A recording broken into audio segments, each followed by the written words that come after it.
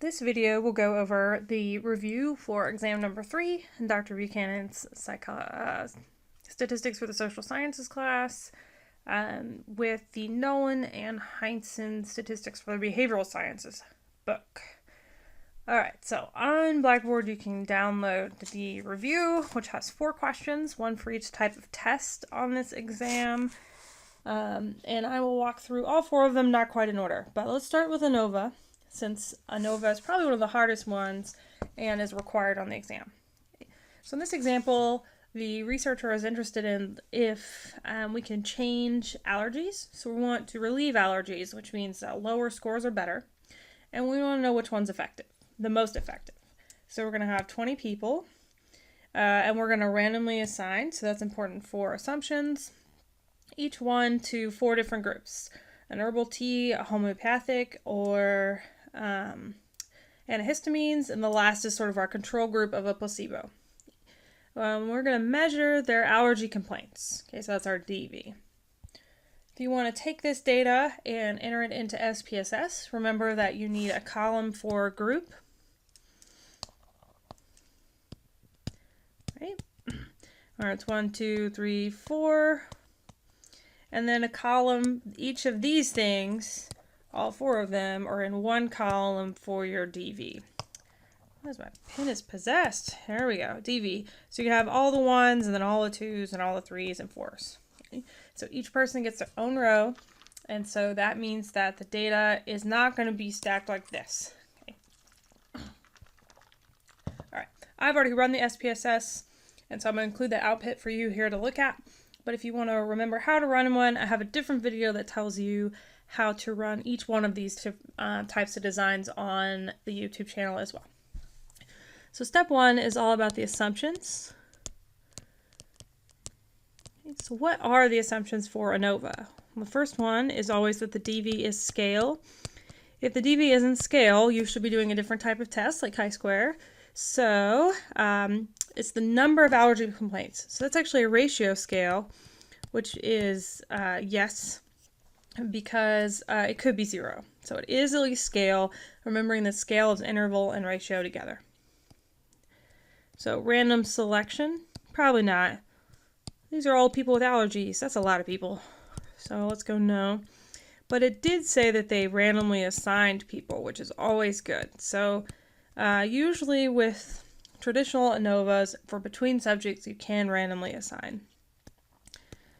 Alright, is it normal? Remember, the assumption is that it's normal, not that you have 30 people. The way you test that is if you have 30 people. So we got less than 30, so I can't assume it's normal.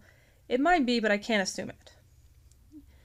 The last one is what your book calls homoscedasticity, which I have always learned as homogeneity, but that's the equal variances one. Oops, that's misspelled.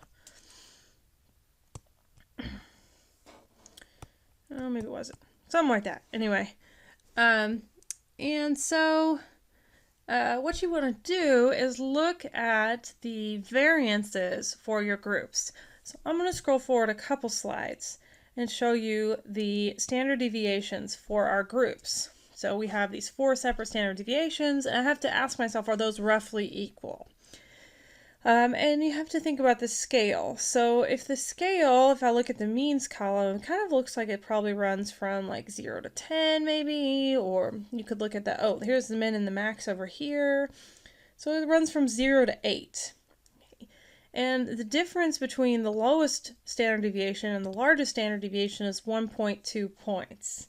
On an 8-point scale, that's kind of a lot. So this is more than double this one.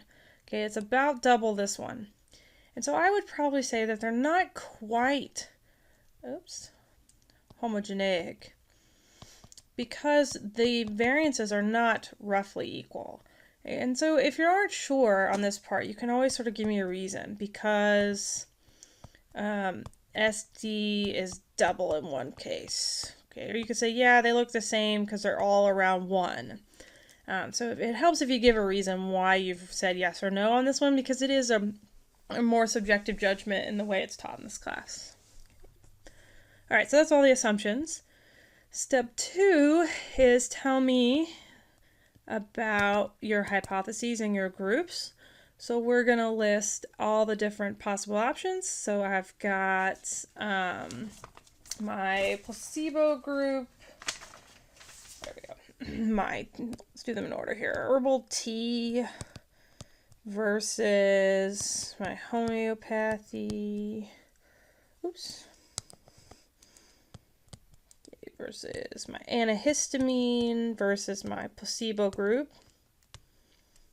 So I write that again. T versus that. Antihistamine, placebo.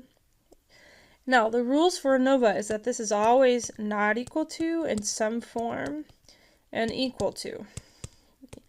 Even though we expect these conditions, these experimental conditions, to actually have less allergies than our placebo group, that's not the way Anova works. So remember, Anova is only positive, and so you can't really do a different tailed test because the way that's mathematically calculated is just not possible. So essentially what you are always saying for the research is that something is different. And don't write this on your test, but this is the idea. So something is different. So one of the groups is different from one of the other groups. And the null is that they're all the same. So we're sort of not hedging our bets here. I'm saying less than or greater than. We're basically just saying somebody's different from somebody. And then the null is that no one is different. Okay, for step 3, what you want to include is the source table and the descriptives. So you can cut and paste this from SPSS. So I've done that for you. So here are the descriptives. Let me clear this out. So especially the means, I will use those here in a little bit to talk about post-hocs. That's the main component from this table, but you've also got N, which is kind of important. But the means are one of the most important parts for post-hocs. And then I needed these standard deviations anyway for the assumptions test. And then this is the source table. Because we're going to use this for effect size, r squared here. We're going to use these two for step 4. This is step 5. So this box has most of the rest of the information we need to calculate all the way through.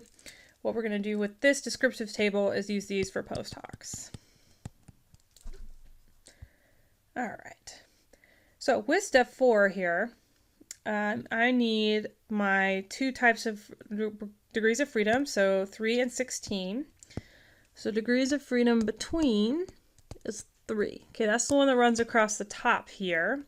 And it's groups minus 1. So 3.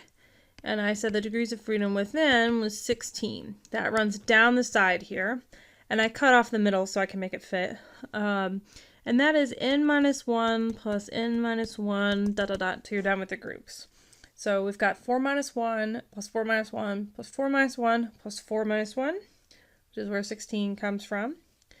It says on the review to do 0.05. So I'm going to come down to 16, go across to 0.05, come down from 3. So it's 3.24 is my cutoff score. So make sure that you're using an F table, so it should have 2 parts, and that you're not trying to use degrees of freedom total here. So you don't see this, it's not there.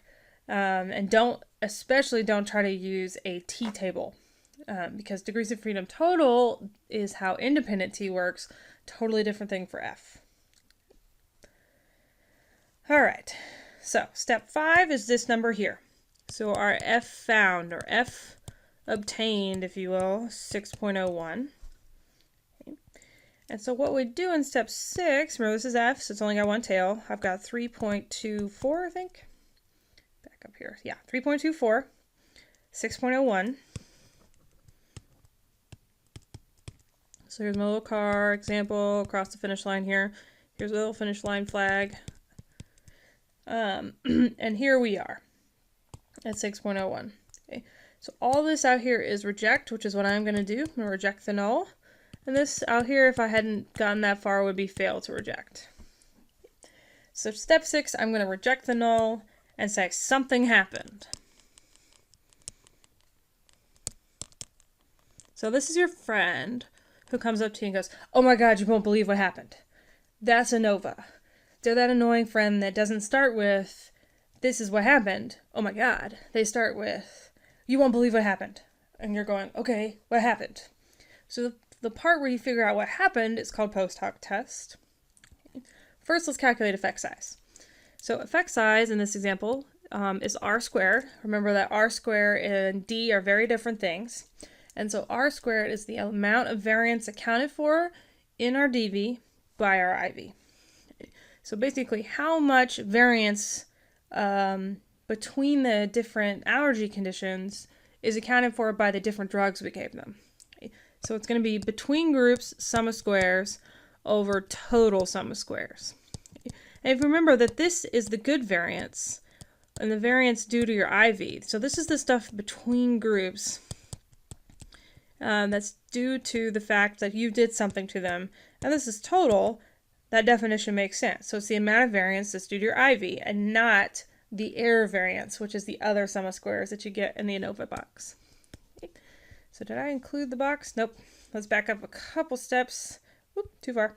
So we want to do 43.75 over 82.55.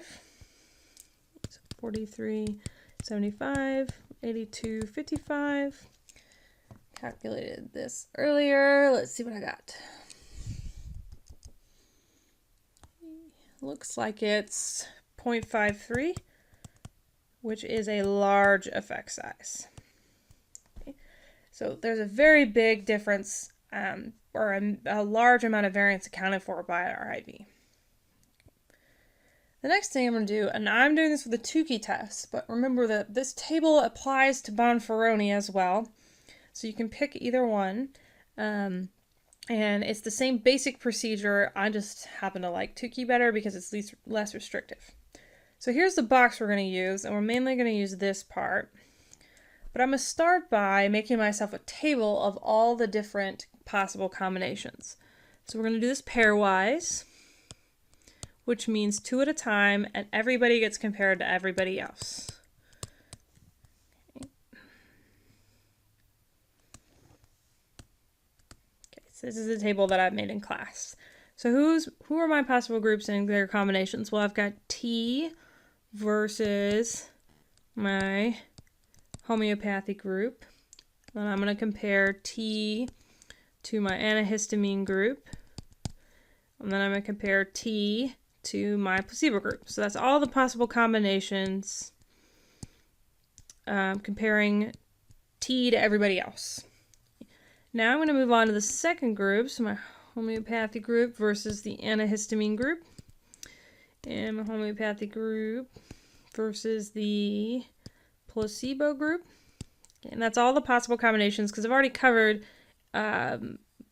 this group to T. And then last is going to be antihistamines versus placebo. So there's always 6 when you have 4 groups. So the other thing I'm going to suggest is taking those means. So let's back up some and look at the means here. Oop, one more. Okay, so I've got 2.2, 1.8, 2.0, 5.4. So let's write that down. So 2.2, 1.8. Oh, I already forgot. 2.0, yeah, and 5.4. I think I got that right. Would have helped if I had copied the slide again. Yeah, 2.2, 1.8, 2.0, 5.4. All right. So I've listed the mean for each group. So I'm just going to kind of copy that here, fill in my holes. 1.8. Sorry, it's very messy. Antihistamine group was 2.0. Placebo group is 5.4. Remember that big numbers are bad. Oh, there we go. Now that I've written all these out, I can go back and look at my multiple comparisons table and fill it in. So I've got T versus homeopathy here. I'm going to use SIG. So it's 9.98. And then T versus antihistamine. So T versus antihistamine is approximately 1.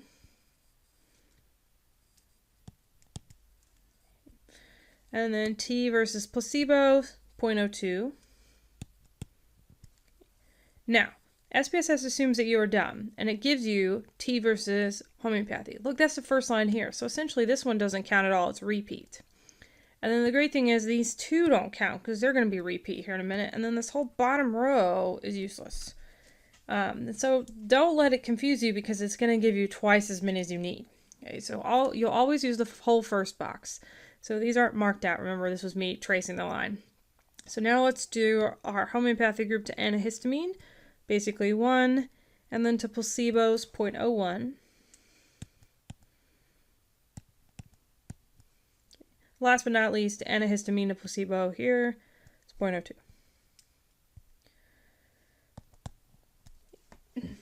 All right. In this column, what you're going to write is whatever your significance level was, and we use 0.05. So we're going to compare all those to 0.05. Now, we're using an independent t-test as our post-hoc. And that's what SPSS does for you automatically. And then 2 key, remember, is the correction. So it's correcting for the fact that I'm running 6 tests, which would normally increase my type 1 error rate to 0.26. Remember, that's the formula 1 minus alpha to the C. And so that would normally be a very high rate, but it's correcting it for me, which is great. But it does the corrections on the sig value here. So it fixes this column for me already. So that's nice because then I can compare it to 0.05 and I don't have to think about a new cutoff score. Now, if you're asked to calculate Bonferroni's cutoff score, that's when you do alpha, 0.05 or 0.01, divided by C. But SPSS kind of does that for me. And it fixes this value based on that. So in all of these, we want it to be less than 0.05 because that's how you normally write it. And so this is going to be no, no, yes, no, yes, yes. So what does that mean when I've said, okay, these are significantly different? So this is the what happened in the study. So your friend comes up to you, oh, you won't believe what happened. And you go, what? So this is the what part. When you say no, that means they're equal to each other. So let's label all those. So T, gracious, stop doing that. T to homeopathy, T to antihistamine, homeopathy to antihistamine are all the same. So they all have low rates of allergy reactions. Now these are significant, so I'm just going to put in my little sign here. How do I know it's greater than? Because the mean is bigger. So T is less than placebo, homeopathy is less than placebo, antihistamine is less than placebo. So the way I would interpret this, like I would explain it to my mother, it doesn't matter which type of allergy relief you're getting, as long as you're getting something, because all of them are lowering the allergen rates below a placebo pill, but the three between the three, T, homeopathy, and antihistamine, there's no differences. Okay, so those are not different from each other, but they're all less than placebo, which is what you want. Okay. So when you're writing up the explanation of what happened, think about how you would explain it to your friend who isn't in this class, or your mom is the way I always think about it. How would you tell them what happened in the study? What's the take-home message? Okay, so that's Anova. Now let's try paired samples T. So, TV does stuff. So, popular shows about lawyers has increased law school applications, criminal profiling because of the CSI effect. So we've got our fancy psychologist who's also in marketing. And let's see if we can make the popularity of a song increase by being on the High School Musical show, essentially. And so they track the sales of the music before and after. Anytime, real quick, anytime you see before and after, that automatically makes it paired T. Now remember, on the test, it's not going to tell you this is paired T. You just have to know. So really look for that cue that says people are in here twice. All right, so here's the data, and this is how you would lay it out in SPSS because each person has their own row. So this is person 1, time 1, and person 1, time 2.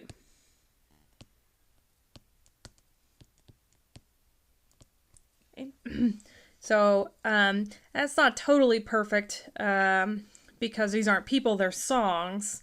So this would be like song 1 time 1 and song 1 time 2. So your unit of analysis is not people, but you get the idea. It's the same song or the same item across before and after. So it's not like I picked a pop song to compare to a classical music song. These are compared within themselves. All right, so the first step is always, again, assumptions. So what's my first assumption? Is the DV scale? Oh yeah, I could sell no records. So that makes it a ratio scale, so yes. Have we randomly selected? Actually, we can't randomly select songs, probably. That would be a little difficult, but we could randomly select which songs we looked at. So I guess you could, because you would have all the songs that were on the show, but it's sort of tricky because I don't know if we could randomly select the songs to be on the show, because some things you just aren't going to use. So I don't know. But on this one, assign, so this is probably a no. You really can't randomly assign. The before and after can't be switched. And then the last one is it normal? Okay, we assume normality with 30 people. This is way less than 30, so I'm going to go no. All right. Step 2, tell me what 2 of your groups are, basically. So we're going to have, I always talk about this as level 1 versus level 2. Or group 1 versus group 2. And I'm actually going to do after first and then before, because mathematically that makes more sense to me when I subtract, because then positive numbers mean the scores go up, negative numbers mean the scores go down. You can do that either way, and if you did it the other way, your answers will only be different than mine in that the signs will be reversed. So it'll be negative where I have a positive. All right. This test specifically says to do a paired samples T with a two-tailed test, and they don't really predict. It sort of implies that it should go up, right? Because they've said the other things increase. There are more law applications and more CSI. But then it doesn't actually say which way it's affected its appearance. So we haven't picked a side. So let's do a two-tailed test. Okay. And mostly because those are a lot easier when it comes to these sorts of things, because then you don't have to think about the order of subtraction. All right, step 3, we're going to list mean diff. Okay, and that's this bad boy. So that's negative 0.2. So actually, the sales went down slightly when it showed up on TV. So this might be an effect of like, oh, I'm so over it. Why are they still playing this song? Gah. So the scores are actually going down, where after we're having a lower mean. Okay. And then you want to do standard deviation of the difference scores. Okay, and that's 1.14. You also need N, so there are 4 people in this study. There are 8 scores with 4 people. And then the last number we need is standard error of the differences, which, okay, this one was standard deviation. Here's standard error, equals 0.57. Okay. Standard error is calculated in T. This is part of Cohen's D. And then the mean is also part of T.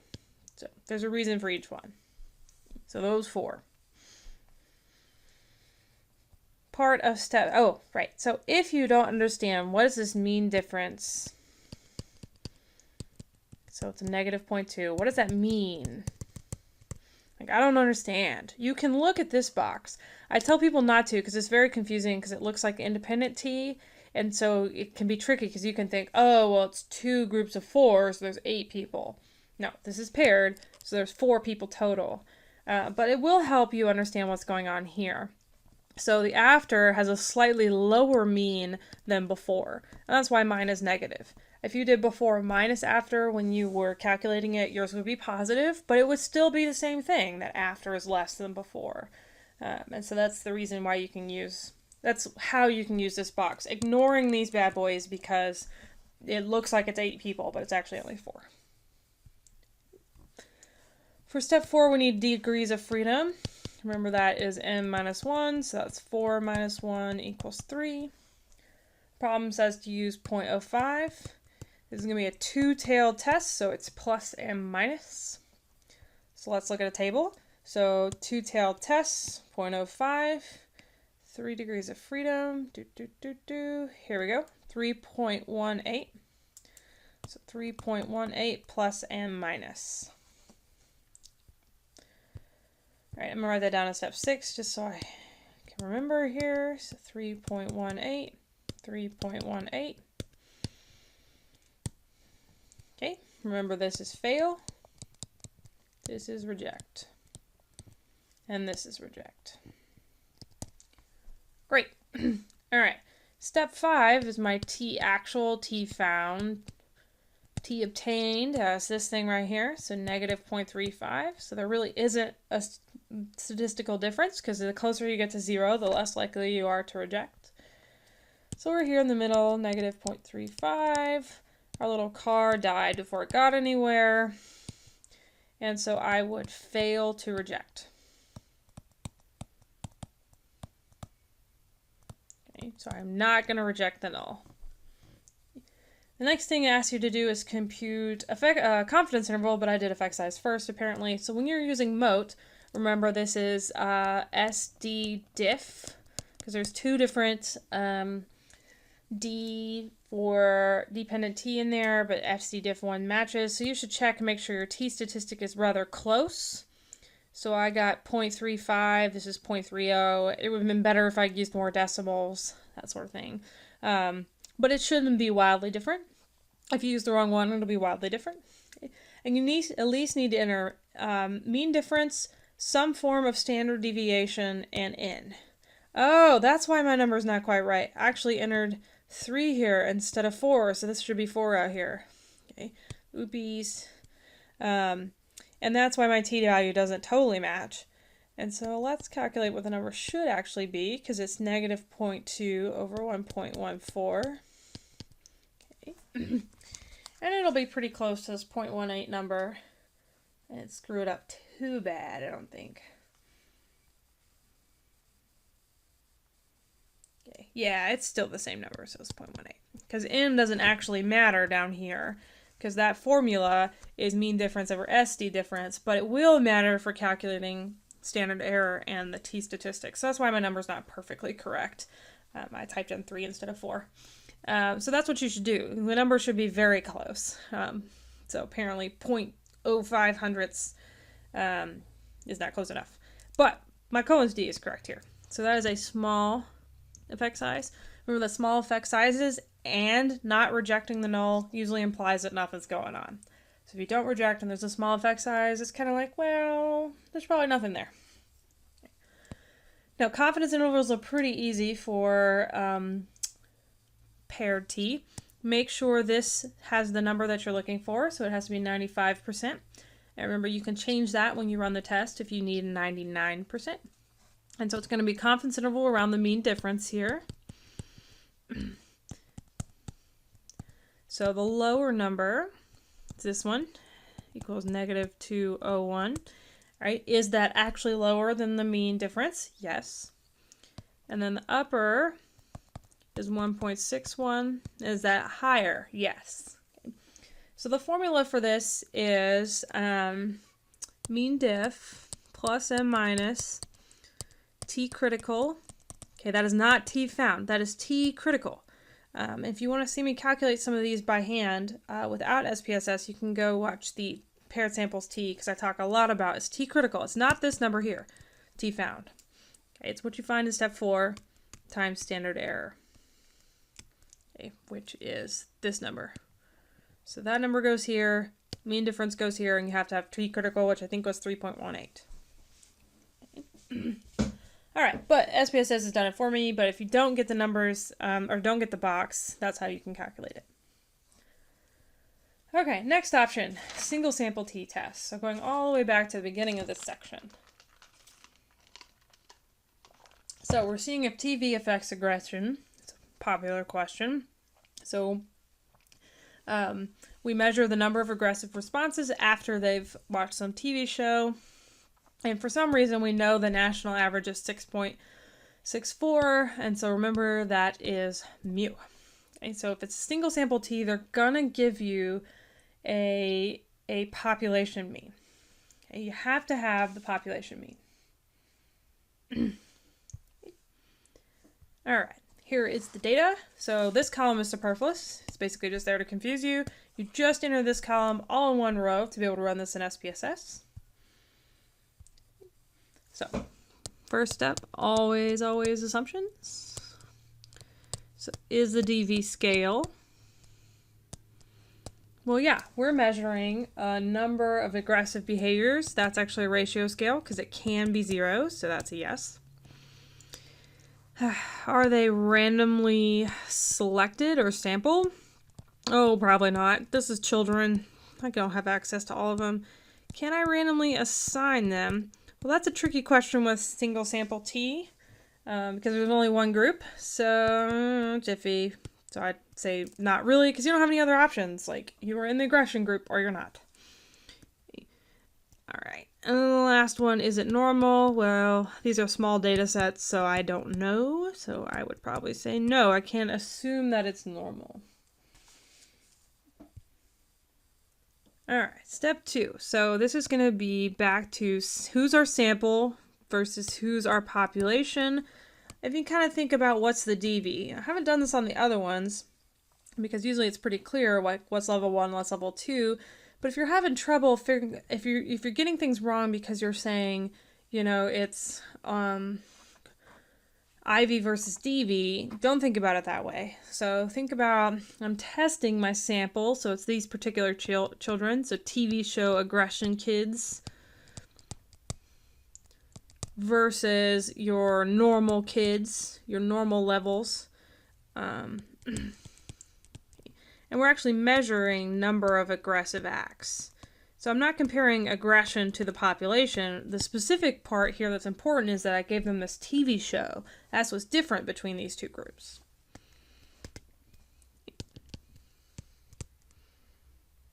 All right.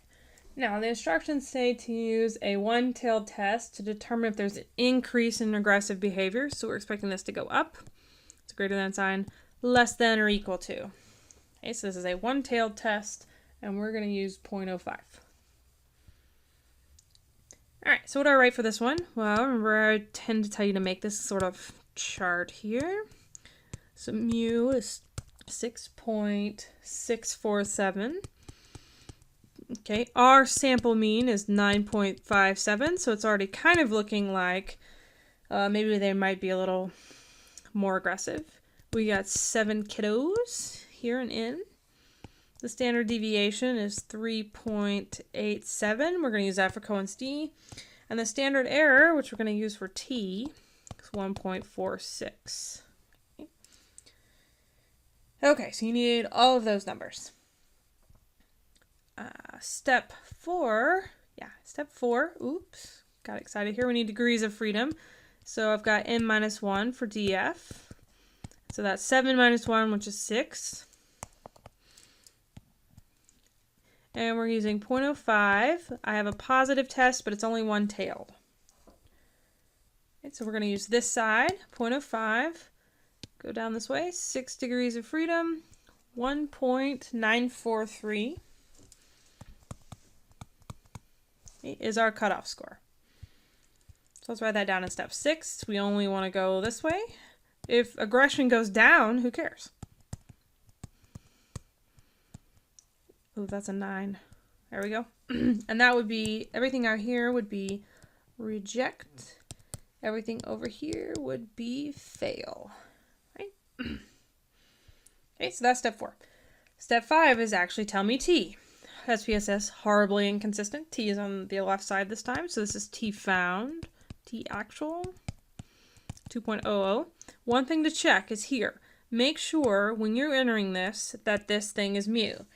And so if it's not mu and you have it as 0, because 0 is the default, you've done something wrong and your T will be very wrong. Okay, so make sure this bad boy is mu. Okay. All right, so we got 2.00. So just barely. We are going to reject the null. So we crossed the finish line and then we quit. So we got right across it and then died. But that's rejecting. So we found a significant increase in aggressive behaviors. All right. For effect size, make sure you enter the sample mean, the population mean, some form of standard deviation, and sample size, which I did correctly this time. Your t statistics should match, so very close. That rounds up to 2.0. And here's Cohen's d. So d equals 0.76. Now remember the formula for this is mean minus mu over standard deviation, which is this one listed as sigma. And that is a large effect size, or it's close enough to large for government work here. So 0.8 is large, and that is close enough.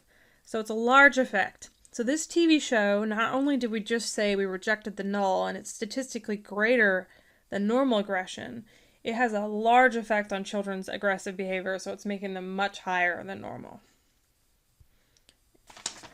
All right, last but not least, independent T. So independent T, remember, is when you have two totally separate groups of people, and this is where they can't overlap, they can't be in more than one group. And that's pretty easy to see when you're talking about men and women, because I can't be in both. Okay. And the original study had 396 people. In our study, we're going to run 5 of those each.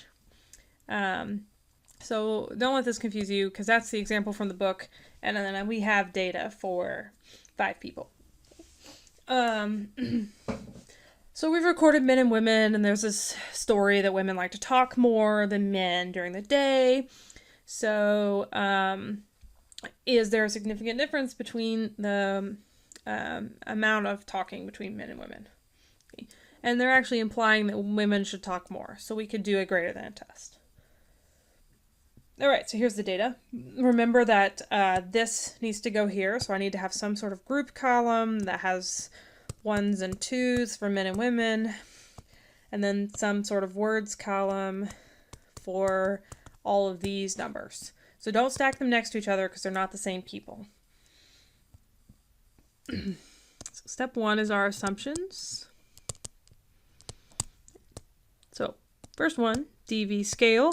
Yeah, I mean, it would be odd, but it is a ratio scale. I could actually say no words a day.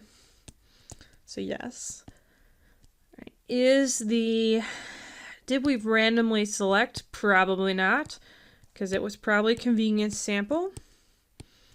So did we randomly assign? Oh no, you can't make me male for the day. That might be kind of cool, but you can't do it. All right, and the last one, is it normal? Well, in the original study with 400 people, yeah, but our version of the data only has 10, so no. All right, so we're not doing very good. We only got 1 yes, but remember, it's the most important yes. You cannot break the first rule. So step 2 is the difficult, that's step 3. So step 2, we want to write out who are 2 groups. So I can still call this level 1 and level 2. But you can also think about it as group 1 and group 2. So let's do women, because they're whoever I coded first. Okay, now remember, in SPSS, it's going to do this one minus this one. Whoever's over here, that's men. So whoever you want to be over here on the left, code them as the one group in SPSS. And so I'm saying that they're going to be greater than men. We're going to be babbling more. And then the null hypothesis would be the opposite, that it's less than or equal to. All right, now here's the long one. So independent T is the one that has probably the most information you have to kind of get. So first things first, we need the means for each group. So 16,000 and 8/10 of a word versus men's 5989.4. So that's probably not a whole lot different. It's only a couple hundred words, which is way more than I have said, way less than I have said in this video. You need the degrees of freedom for each group. Okay, so I did n-1 and n-1, so 4 and 4. And then we're only going to use this piece for, it's going to be used to calculate F's pooled, but but we're going to do that in mode because math was gross. So don't list the standard deviations. You don't really need them. Okay? But what you do need is SD difference, okay, or S pooled. Wrong test. So I need S pooled in some format. And then I need SM of the differences, which is different than the standard error of the different scores. That's dependent T. Standard error of the differences between means is independent T. I know that sounds like tricky semantics, but essentially that explains to you that dependent T is different scores for each person. So one person 1 minus person 1. Differences between means is just 2 separate people. So on this output, ignore Levine's and ignore all this jazz. And we want this thing here for SM difference. Okay. All right, and then what else do we need? Well, we need S pooled, okay, because that's what Cohen's D is calculated from. So I entered all that stuff into mote. So be sure you enter group means, standard deviations, and ends. That's the important part. Those are the big 3 that you always have to enter. Okay. Your T statistic should match. I must have had it selected, so you can't quite see what it actually was, but it should match. And then here's pooled standard error. I'm sorry, pooled standard deviation. And my S pooled, or my standard error of the differences should match here. So I have 1275.82, 1275.82. So that's how I know I'm doing it correctly. So that I can get from mote. All right, it also gives me Cohen's D, which we'll come back to in a minute, but if you want to go ahead and kind of get Cohen's D in there, it's really small. So preview, small effect sizes need really large samples to find a difference, and we don't have a really large sample, so we're probably not going to reject. But for step 3, the big deal, means, degrees of freedoms, standard deviations. Step 4, I need DF total, okay, which is DF1 plus DF2, which is 4 plus 4. Oops, that's N. Gracious. Try again. Plus 4 plus 4. And that's where we're getting 8 from. We're doing a greater than test, and we're using 0.01. So P less than 0.01, positive test. So we're going to use this one on the one-tailed test side. With 8 degrees of freedom, it's 2.9897. Sorry. 97. All right. So this is T critical. So that tells me how far I have to go to be able to reject the null. All this over here is fail to reject the null. Everything over here is reject the null because you crossed the finish line. It's a one-tailed positive test. All right, that's step 4. Step 5 is the actual T value. So remember, ignore all this stuff down here, all this jazz over here. So T found, how different are men and women? And look, we're not that different. All right, so it's 0.17. So we, like I said before, a little card didn't get anywhere. So I would fail to reject the null. And you can kind of see that when you calculate Cohen's D. It's because it's a really small sample. For the confidence interval, this is not actually part of the question on the review, but if you get asked for the confidence interval, look at what I did here. Okay, it would be a 99% confidence interval because it's P less than 0.01, and those two bad boys have to match. So when I ran this in SPSS, I made sure to change that to a 99% confidence interval. So remember, confidence intervals in this section are calculated on mean difference.